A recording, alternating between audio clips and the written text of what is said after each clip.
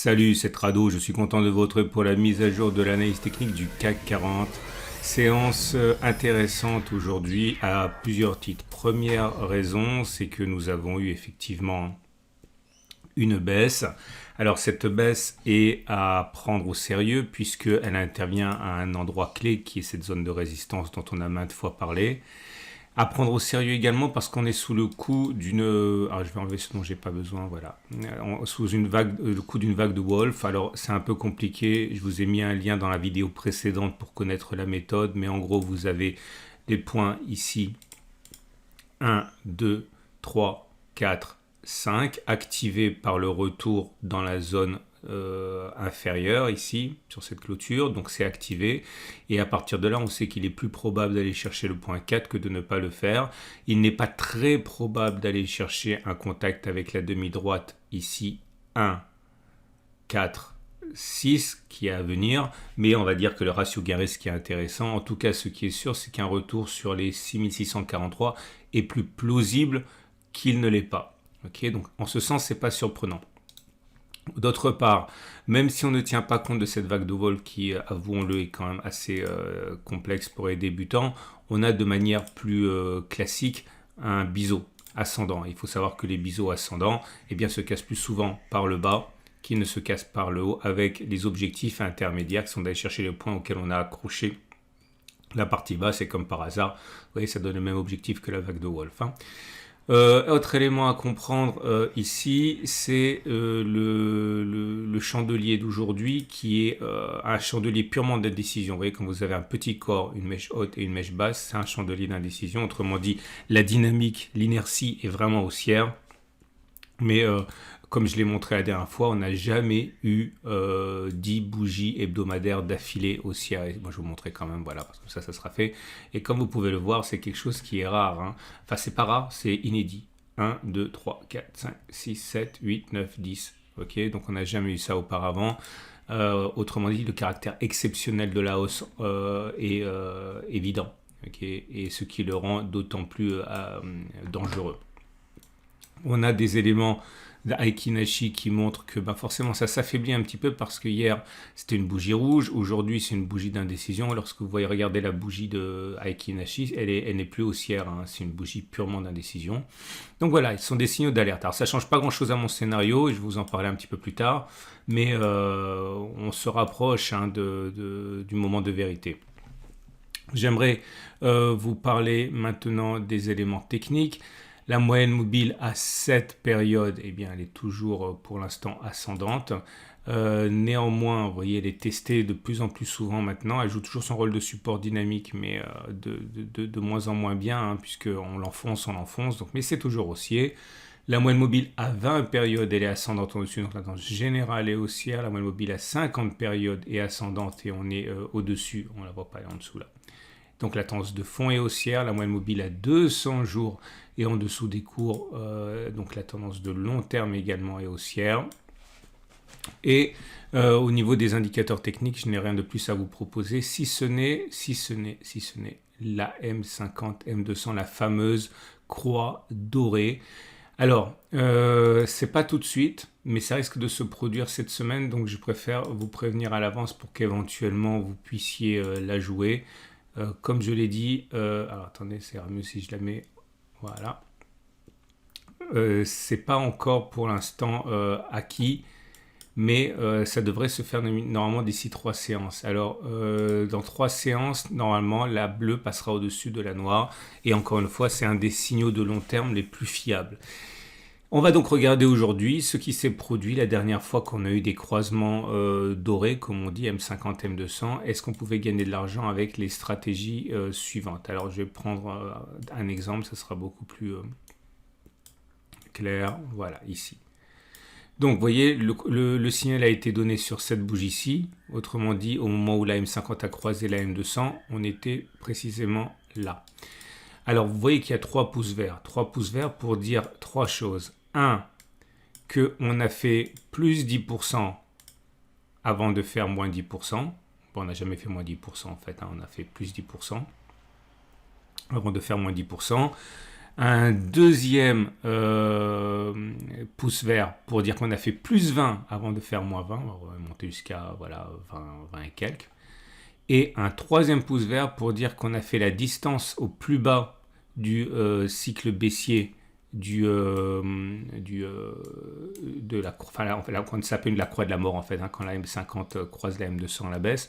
Donc si vous prenez le signal que vous regardez le plus bas, c'est-à-dire ici 32%, et vous voyez qu'au mieux on a fait 37. Ok, donc on a bien fait la même distance vers le haut avant que de le faire vers le bas. Donc 3 pouces verts.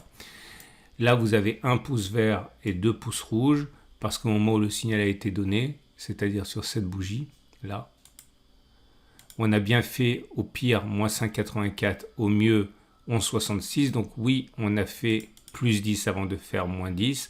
Par contre, on n'a pas fait moins 20 avant de faire plus 20, ni la même distance au plus bas. Je vous montre pourquoi, parce que vous voyez, le signal a été donné ici. On a fait, je l'ai dit, 11,39. Puis après, on est descendu à 33, moins 33. Donc on est allé plus bas et on a fait d'ailleurs moins 20% au passage. Donc voilà, c'est pour ça qu'il y a un pouce vert et 2 pouces rouges. Maintenant que vous avez compris ce test, je vais faire défiler devant vous les 20 croix dorées depuis la création du CAC 40. Donc vous voyez, ça arrive même pas une fois par an. Autrement dit, c'est vraiment un signal qui est rare et les résultats sont les suivants. Est-ce que... Alors je reviens à la base. Voilà ici. Alors imaginons, alors je vais prendre des chiffres fictifs puisque par définition le croisement n'a pas eu lieu. On va imaginer que ça a lieu aujourd'hui, ce qui n'est pas le cas. Ok. Imaginons qu'on ait le croisement à 6728. Est-ce qu'il est plausible que l'on fasse plus 10% à partir de ce moment-là plutôt que moins 10%? Oui, totalement, puisque c'est ce qui s'est produit historiquement dans 13 cas et qui a échoué dans 7 cas. Autrement dit, on est à 65% de succès et 7% d'échec, 35%. Donc oui, on a plus intérêt à parier sur un plus 10 que sur un moins 10. Est-ce qu'on a des chances de faire plus 20 avant de faire moins 20? Oui, c'est encore mieux puisqu'il y a eu 16 succès et 4 échecs. C'est-à-dire que dans 80% des cas, on a fait plus 20 avant de faire moins 20. Est-ce qu'on a, on a intérêt à viser la distance au plus bas de la croix de la mort, donc 16,52 mais vers le haut? Oui aussi. Ça a fonctionné 15 fois, ça a échoué 5 fois. Donc 75% de réussite, 25% d'échec. Bref, ce que je suis en train de vous dire, c'est qu'au moment où la croix dorée aura lieu, eh bien, on a intérêt à viser plus 20%. Ok, avec un stop de protection à moins 20% par exemple, et on a même intérêt à viser la distance au plus bas, et je ne me rappelle plus combien c'est, je viens de le dire, voilà, donc on a 16% mais vers le haut. Donc voilà, ça ne veut pas dire que ça ne va pas baisser. Hein. D'ailleurs, on a vu que le taux de réussite à moins 20%, à plus 20% est meilleur que le taux de réussite à 10%. Ça veut dire qu'on peut totalement, si vous avez bien compris ce que ça veut dire, baisser de 10%. Okay, mais il est moins probable que l'on baisse de 20% plutôt que l'on baisse de 10%. Okay, et à partir de là, on peut envisager une baisse et une hausse, mais on peut difficilement envisager que l'on casse les plus bas. Voilà. À bon entendeur, on passe à la suite, donc l'Ichimoku. Et l'Ichimoku nous indique que c'est toujours haussier puisque on est au-dessus de la Tenkan qui monte, la Kijun qui monte, du nuage qui monte, la tendance de fond, la tendance générale et la tendance immédiate sont haussières. Et c'est déjà le moment des trades du jour. Mais avant, et c'est important si vous êtes intéressé par les stratégies du cercle parce qu'il va y avoir une hausse des prix dès demain, c'est-à-dire dès la semaine prochaine. Okay. Aujourd'hui, c'est le dernier jour auquel vous pouvez obtenir les 20 stratégies de trading du cercle privé des tradosoriens à 5 € la stratégie, à peu près, enfin un peu moins, environ quoi. Okay. Quand vous allez sur YouTube et que vous avez des gens qui vous proposent des stratégies de trading à 300, 400, 500, 5000, 10 000 euros, c'est absolument pas exceptionnel. Il faut savoir qu'ils ne font rien de plus que de vous proposer ce genre de choses que je vous propose moi, qui sont des produits à très forte valeur ajoutée, sauf que moi, pour l'instant, elles sont à 5 € par stratégie, on est à 105 € les 20 stratégies. Donc, pour me caler un petit peu sur ce qui se fait sur le marché tout en étant bien moins cher, je vais monter progressivement les prix jusqu'à les doubler, ok, passer à 10 euros la stratégie, donc on va passer prochainement à 200 euros. Donc donc si vous voulez profiter dans les derniers moments encore de ce prix-là, avant la progression des prix progressive, hein, eh bien c'est maintenant. Voilà. Et on passe tout de suite. Ah, au fait, il y a une place qui s'est libérée dans le cercle des tradosauriens. Pas besoin d'être bon, simplement être motivé pour réussir. Et bon voilà, j'en reparlerai plus tard, mais une place vient de se libérer.